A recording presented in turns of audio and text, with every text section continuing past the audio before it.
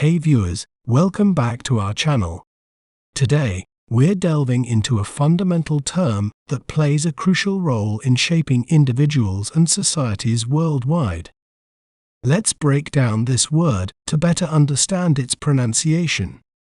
We may pronounce it as education, education, a, Jew, k, shun. Education. Education empowers individuals to think critically, solve problems, and make informed decisions, ultimately contributing to the progress of society. Isn't it fascinating how breaking down a word can make it clearer? If you enjoyed learning about education, be sure to subscribe to our channel for more educational content. Thanks for watching. Remember, knowledge is power. See you next time.